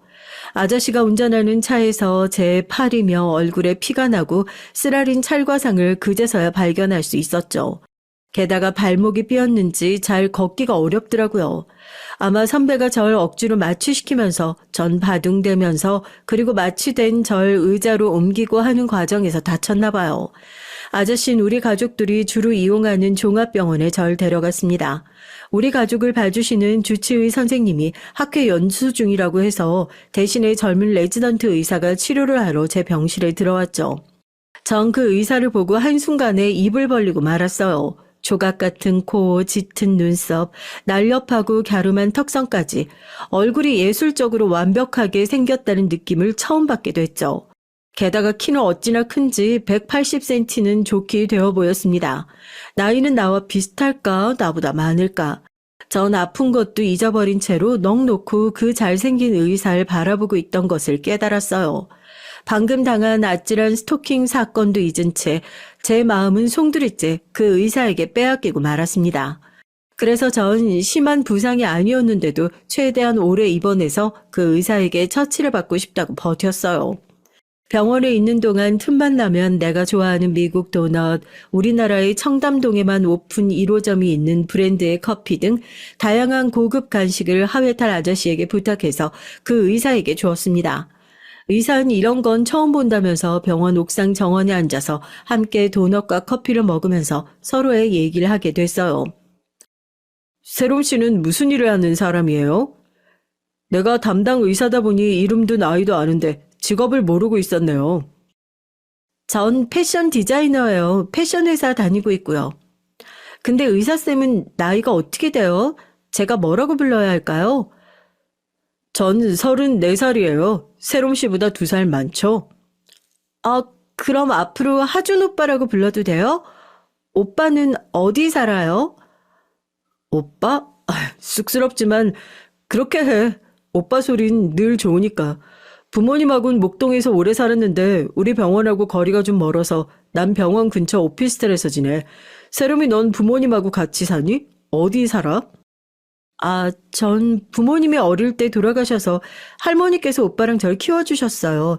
아직도 할머니랑 오빠랑 같이 살아요. 그런 사연이 있었구나. 힘들게 컸겠네. 세롬인 늘 밝고 귀티나는 것이 어디 부잣집 외동딸같이 봤지. 하준 오빤 절 정확히 봤지만 전 부잣집 딸인 것을 숨기고 싶었습니다. 그래서 오빠 말에 별다른 말 없이 부유하지 않은 척 가만히 있었어요. 전 하준 오빠가 너무 좋아서 적극적으로 만나자고 했고 하준 오빠도 그런 제가 싫지 않은지 바쁜 병원 생활 중에 짬을 내서 절 만났습니다. 그렇게 지내다가 만나면서 우린 자연스럽게 연인이 됐어요. 하지만 하준 오빠와 사귀는 동안 저에겐 연적이 너무 많았습니다. 하루는 하준 오빠에게 달라붙는 간호사 얘기를 들었어요. 그 간호사는 아버지가 건물을 갖고 있는 집 딸인데 자기에게 애교를 부리고 눈빛을 보내는 것이 좀 다르다면서 오프인 날 같이 자기 아는 성수동 맛집에 가자고 대놓고 꼬시는 거죠. 오빠 여자친구 있는 거 안 밝혔어? 딱 잘라서 거절해야지. 에이, 한 병원에서 얼굴 매일 보는 사이인데 매몰차가 어떻게 그러냐? 그래도 데이트는 거절했으니까 걱정 마. 괜히 여자친구 있다고 대놓고 다니면 다들 놀리고 피곤해져. 이렇게 여자친구인 제가 있는데도 여전히 오빠의 카카오톡 프로필 사진은 싱글인 척하는 셀카나 명품 시계 사진뿐이에요. 오빠의 SNS에도 저와 같이 있는 사진은 찾아볼 수 없었죠. 왜 오빠는 애인인 제 존재를 숨기려고 하는 듯한 느낌이 드는 걸까요? 게다가 더 큰일은 오빠의 어머니였습니다. 오빠 어머니는 고집이 센 분이라 자기가 해야 하는 일은 해야 하는 성격인데 자꾸 결혼정보회사에 선을 보자고 하신다는 거예요. 하준 오빠 나이가 이제 34세로 결혼 정년기니까 어서 짝을 맺어주고 싶어서 매일 전화해서 체근하신다고요. 전 이렇게 우유부단한 남자친구가 답답했어요. 그냥 난 여자친구가 있다, 만나보다가 결혼할 수도 있다, 이렇게 딱 잘라서 얘기하면 되는 거 아닌가요? 우려하던 일은 벌어지고야 말았습니다. 어느 화창한 주말에 전 집에 있는데 남자친구가 너무 보고 싶었죠. 그래서 병원 끝나고 얼굴 보자고 전화를 했는데 주변 소음이 병원 같지가 않은 거예요. 제가 집요하게 파고드니까 이따 다시 연락하자는 말을 끝으로 전화가 끊겼어요. 그리고 몇 시간이 지나서 남자친구가 저에게 전화를 해서 실토를 했죠. 자기 엄마 성화에 못 이겨 결혼정보회사에 가입해서 소개팅을 했다는 겁니다. 소개팅 나온 여자 별로야 별로. 난 새롬이 너밖에 없어. 그냥 엄마가 나가라고 해서 밥 먹고 차 마신 게 전부야. 이렇게 변명했지만 나중에 보니 핸드폰에 모르는 연락처가 저장되어 있고 알고 봤더니 그 사람은 그냥 남자친구와 소개팅했던 그 여자인 거예요. 둘이 처음 만난 날 사진까지 찍어서 여자가 SNS에 올렸더라고요. 소개팅으로 만났지만 저스트 프렌드 하기로 라는 제목으로 말이죠. 둘이 연인이 된 건 아니지만 자꾸 남친이 절 속이고 한눈을 팔고 있으니 자존심이 상했습니다. 전 분명하게 남자친구에게 밝혔어요. 앞으로도 날 속이거나 거짓말로 이러면 오빠를 깜짝 놀라게 해줄 거라고요. 여자면서도 전 왜 이렇게 오빠 앞에선 저자세이고 을이 되어버리는 걸까요? 원래 제 성격 같으면 이렇게 어장관리하는 남자친구 바로 헤어지고 뒤도 안 돌아봐야 되는데 도무지 그럴 수가 없었습니다. 바보 같지만 오빠가 너무 좋은 걸 어떡해요. 어느 날 남자친구는 이틀 연속 밤샘 근무로 많이 지쳐 보였어요. 전 깜짝 선물로 초밥을 포장해서 남자친구가 일하는 병원에 갔죠. 제가 초밥을 내밀며 등장하자 피곤이 잔뜩 서린 얼굴의 남자친구는 놀라면서도 절 반겼습니다. 같이 초밥을 먹으면서 옥상 정원에 있는데 저 멀리 우리 오빠, 친오빠가 다가오는 거예요. 설마 하고 온 건데 진짜 내 동생이 맞네? 여기서 뭐하냐? 오빠 여기 무슨 일이야? 우리 회사 신전무님이 여기에 입원해 있어. 병문 안으로 잠시 들렀는데 지나가다 보니까 네가 있는 거야. 그래서 와봤지. 그리고 이 친구는... 남자친구는 갑자기 우리 친오빠를 만나게 되자 먹던 초밥이 목에 걸려서 캑캑대기 시작했어요. 안녕하십니까. 전 새롬이 남자친구 정하준이라고 합니다. 이 병원 레지던트로 있어요. 우리 오빤 매서운 눈초리로 남자친구를 위아래로 훑더니 얘기하는 겁니다. 그렇군요. 둘이 언제부터 사귄 겁니까? 하지만 남자친구는 사례가 걸려서 말을 잇지 못했어요. 제대로 살이 들렸네. 내가 음료 좀 가져올 테니까 둘이 잠시 있어 봐봐. 전 생수와 커피 2잔을 사들고 두 남자가 있는 곳으로 돌아왔어요. 두 남자는 제가 간 뒤로도 계속 진지하게 얘기를 하는 모양이었습니다. 오빠, 우리 남자친구 긴장되게 형사처럼 이것저것 취조하는 건 아니겠지? 왜 이렇게 남자친구 얼굴이 더 하얘졌대? 이 녀석이 무슨 소리야. 그냥 가족으로서 기본적인 대화만 했을 뿐이야. 난 회사에 바로 들어가 봐야 돼서 이만 갈게. 그래, 오빠. 우연히 마주치니까 반갑네. 이거 커피 들고 가요. 그렇게 우리 오빠는 떠났고 전 남자친구와 조금 더 같이 있다가 집에 돌아왔습니다. 저녁 퇴근 시간 되어 오빠는 귀가해서 저를 불렀죠. 새롬아, 나는 아무래도 오늘 본 그 남자친구가 썩 마음에 들지 않아. 그런데도 꼭 그 남자를 만나야겠니? 만일 그래야 한다면 그 친구와는 연애만 하고 결혼은 신중하게 생각해봐. 남잔 남자가 보는 게 정확한 법이야. 그 남잔 네 짝이 되기에 그냥 좀 그렇다. 이렇게 오빤 남자친구가 마음에 들지 않는 것 같았어요. 하지만 이미 불타올라 버린 저의 사랑은 막을 것이 없었습니다. 전 남자친구를 너무 사랑한 나머지 결혼까지 마음속으로 계획하고 있었으니까요. 그리고 예상보다 일찍 결혼을 추진하게 된 계기가 생겼어요. 남자친구는 다급한 목소리로 저에게 전화를 했습니다. 세롬아, 우리 엄마 눈치가 보통이 아니거든? 결국 여자친구 있는 걸 아시고 당장 데리고 오라고 성화셔. 오늘 회사 안 나가지? 괜찮으면 우리 엄마 만날래? 하준 오빠 어머님을 안 만날 이유는 없었죠. 오히려 당당히 오빠의 여자친구로서 인사드리고 그의 부모님과 가까워질 수 있다는 생각에 전 당장 가겠다고 했습니다. 꽃다발과 고급 와인 한 병을 사서 오빠의 부모님이 사시는 목동의 한 오래된 아파트로 가게 됐죠. 하준 오빠의 어머님이 현관문을 열어주시고 절 소파에 앉히시고는 한참 동안 보셨습니다. 그분은 마른 몸에 나이가 꽤 많아 보였어요. 분명 환갑을 간 넘기셨다고 들었는데 70대 후반인 우리 할머니와 외모로도 또래처럼 보였으니까요. 너구나, 우리 하준이가 만난단 여자가. 듣자하니 할머니가 키워주셨다고? 지금 패션 디자이너라고? 이미 그분은 하준 오빠를 통해 제 호구 조사를 마치신 느낌이었어요. 네, 맞습니다. 이렇게 초대해 주셔서 감사합니다. 초대? 오해가 있나 본데 난 우리 하준이 짝으로 아가씨 받아들인다고 부른 게 아니에요. 지금 사귄다고 하는데 결혼까지 생각해 볼 여자인지 내가 직접 보려고 하는 거지. 전 별로 호의적이지 않은 예비시모의 태도에 속으로 마음이 상했어요. 아가씨 입장에선 기분이 별로일 수 있지만 우리 하준이가 어디 보통 남잔가? 내가 걔를 의대에 보내기 위해 어떻게 했는데 정말이지 수단 방법을 가리지 않았다고.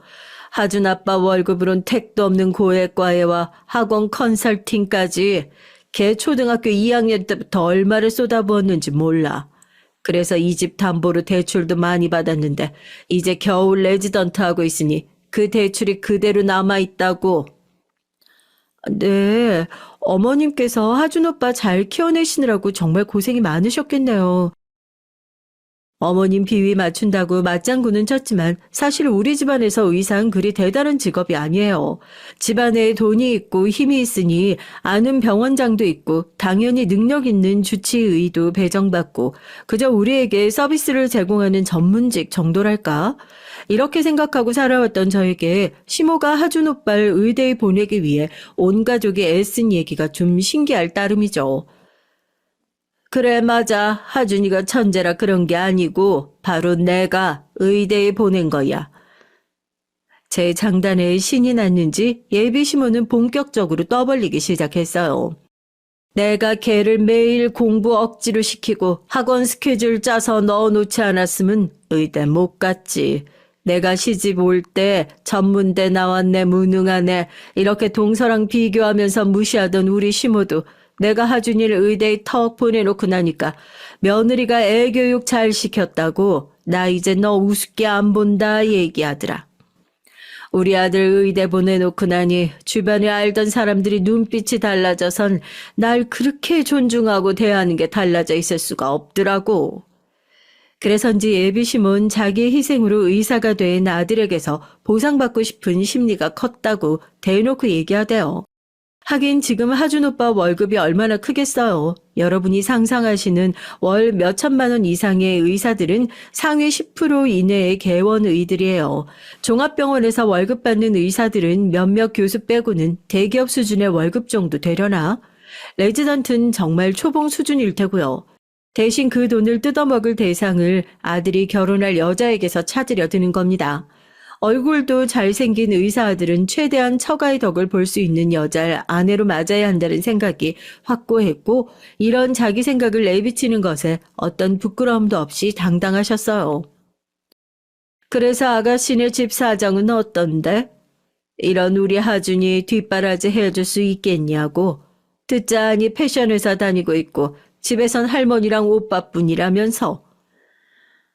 네, 제가 능력이 좀 되니까 지금 회사에서 승진도 빠르고 앞으로도 비전 있어요. 우리 집안의 배경을 최대한 숨겨서 말하니 예비시몬 혀를 끌끌 차면서 너는 좀 어렵겠다, 이해. 내 며느리 집에서 신혼집도 구해야 되고 나중에 아들이 전문의 따고 나서 개업할 때 병원 상가도 해줘야 되는데 아가씨 집이 그런 거 할 수 있겠어? 제가 그 정도 뒷바라진 할 수 있다고 큰 소리를 빵빵 치니까 그래, 그럼 어디 네가 얼만큼 해줄 수 있는지 보면 알겠지. 이제 그만 가보렴. 그 말을 끝으로 전 차 한 잔도 마시지 못하고 그 집에서 나왔어요.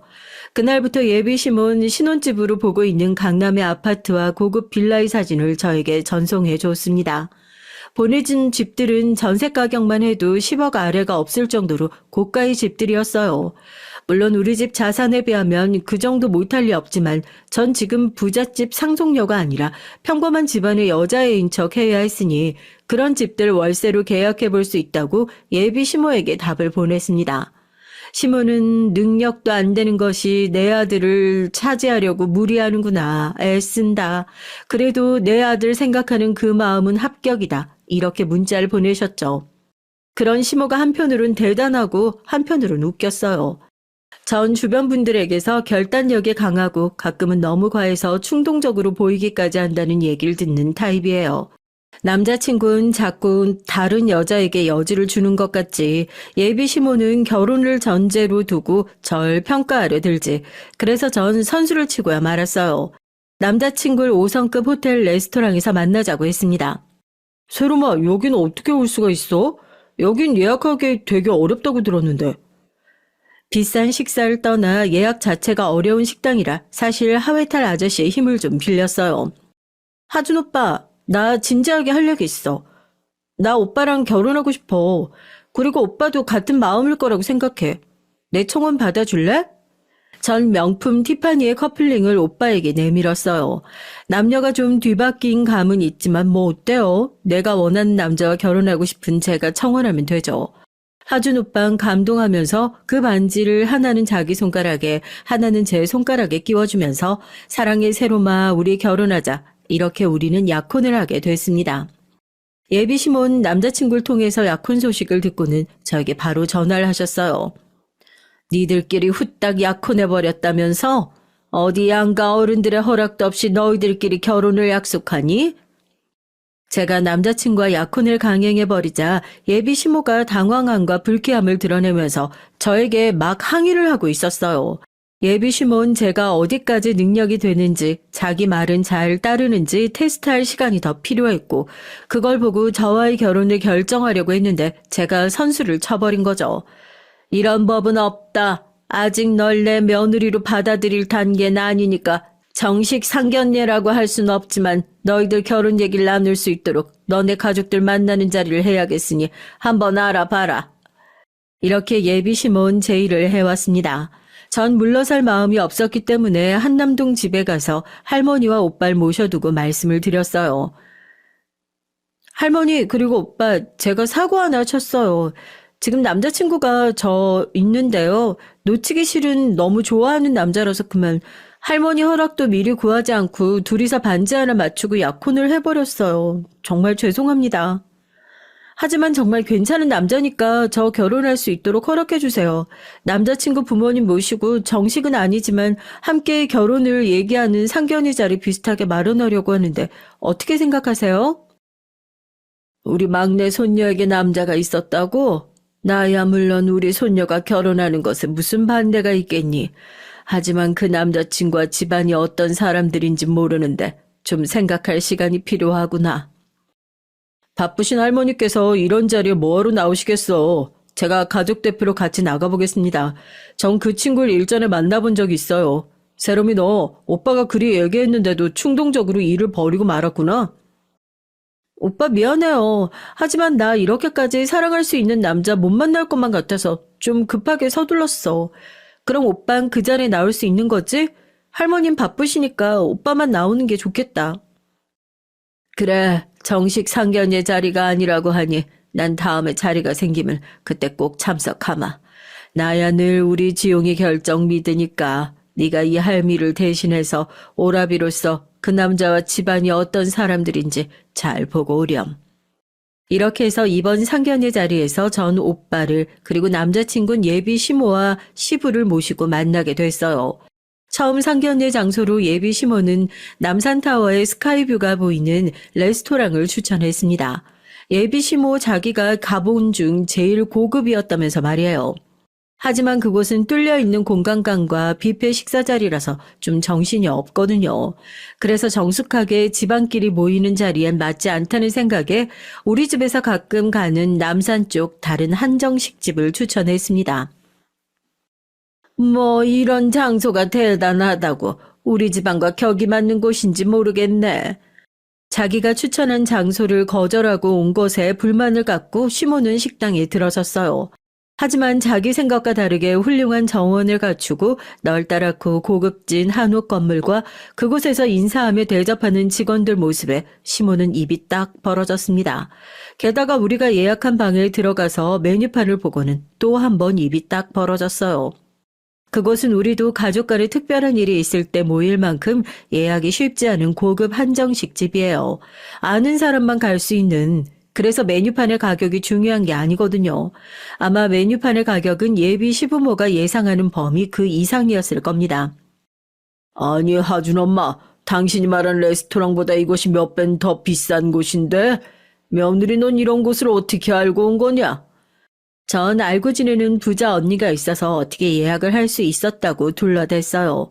남친과 그 부모님 모두 고급진 장소에 오니까 주변을 둘러보면서 이내 흡족한 미소를 지었습니다.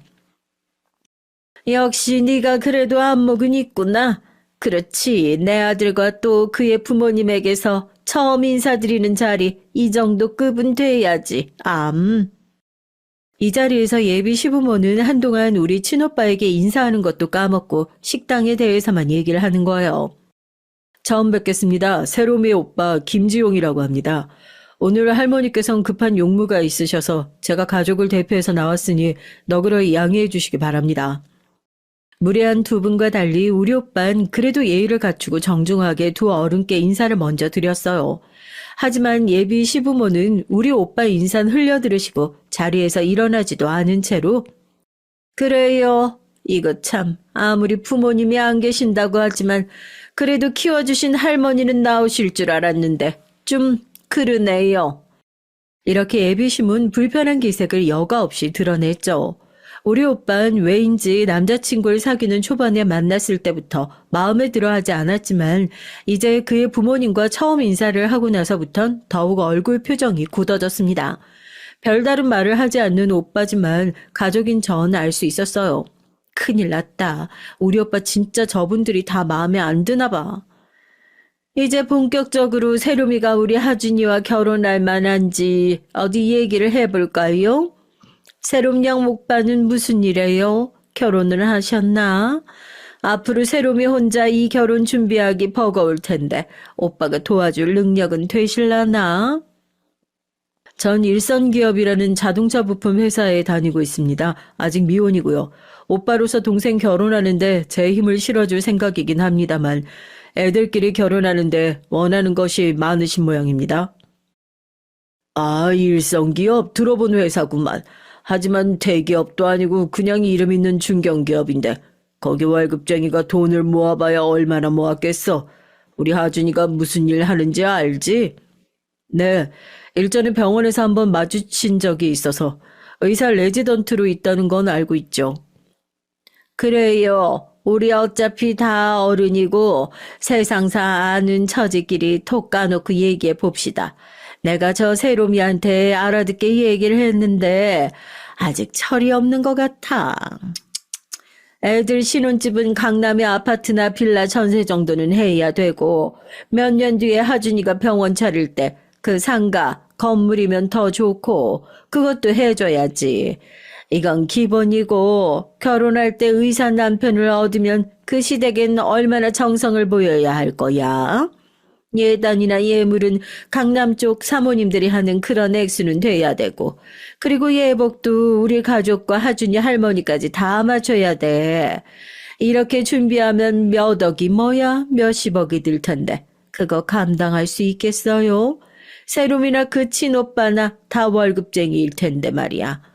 그리고 고깝게 듣지 말고 하는 김에 얘기할게요. 사실 세롬이가 양가 부모 다 있고 친정이 좀 넉넉하면 내가 이렇게 구체적이고 부담스럽게 요구 안 해. 다 알아서 그쪽에서 눈치껏 의사사위 받을 거거든. 근데 그런 거 모르는 집안일 거 아니야? 할머니 밑에서 컸으면 가정교육은 잘 받았을지 어떨지도 모르겠고 해서 내가 좀 구체적이고 여유 있게 요구하는 거니까. 예비 시모에 무례하면서 천박한 돈 얘기에 이제 친오빠는 얼굴이 구겨질 대로 구겨져서 그 불쾌함을 감추지 못했어요. 전 그냥 봐도 저 하준이라는 친구가 우리 세롬이에게 부족하다고 생각해서 오늘 한번 집안 분위기 지켜보고 판단하려고 했는데 그쪽 부모님은 저랑 생각이 많이 다르시군요. 우리 할머니처럼 훌륭한 분 밑에서 컸다는 것이 우리 남매에겐 자긍심인데 그렇게 부정적으로 말씀하시니 매우 불쾌합니다. 우리 오빠도 자신의 감정을 드러낸 이상 상견례 자리는 이제 돌이킬 수 없어졌어요. 참, 어디 한참 어린 것이 어른들한테 눈을 부라리고 또박또박 지할 말만 하는 거 봐라. 그쪽 할머니가 훌륭하다면서 근데 손주들 예절 교육을 그렇게 가르치디? 이제 우리 할머니까지 욕보이다니 전 참을 수가 없었죠. 참다 하니 정말 너무들 하시네요. 우리 할머니 당신들이 그렇게 쉽게 말할 분 아니에요. 그리고 우리 오빠도 얼마나 능력 있고 좋은 사람인데 그렇게 욕하시는 거예요? 무례하고 천박하기로 따지면 결혼 전부터 돈돈거리면서 돈 뜯어낼 얘기만 하는 그쪽 집안 사람들 아니신가요? 그때였습니다. 맞은편 남자친구 옆에 앉아있던 남자친구 엄만 저에게로 다가와서 그만 제 뺨을 2대 치는 거예요. 이게 무슨 말도 안 되는 막장입니까? 예비 시모에게 뺨을 맞다니요. 아니, 이게 무슨 말도 안 되는 짓이에요? 지금 나 때린 거예요? 뭐? 무례? 천박? 이게 어디서 집을 마음대로 놀려? 부모도 없이 할머니 밑에서 자란 것들이 감히 어디다 대고 너같이 족보도 없는 년이 감히 의사를 넘봐? 내 잘생기고 잘난 아들을 이런 우아리 없는 것들을 좀 더 맞아야 돼. 이 광경에 더 놀란 건 제 옆에 있던 오빠였습니다. 그리고 밖에서 대기하고 있던 하회탈 아저씨와 오빠의 수행비서를 다급히 불렀어요. 두 건장한 남자분은 우리가 있는 방으로 쏜살같이 들어와서 저를 친 예비시모와 그 옆에서 말리던 예비시부를 바닥에 엎드려 놓고 팔을 꺾어 제압했습니다. 아유, 이게 무슨 짓이야? 니네 누구야? 갑자기 이렇게 당한 일에 놀라서 버둥대면서 예비 시부모는 소리를 쳐댔습니다. 세롬아, 괜찮니? 오빤 물수건으로 제 뺨을 만져주며 걱정했어요. 오빠, 정말 미안해. 전 제가 사랑했던 남자의 부모님이 이렇게 저질인지 그 정도 남자랑 결혼한다고 오빠를 졸라댔던 것이 너무 후회되고 수치스러워서 얼굴을 못 들었어요.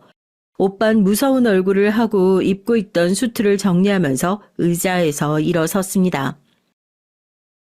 아무래도 이 결혼은 안 되겠네요. 당신네들 해서는 안 되는 큰 실수를 하고 말았군.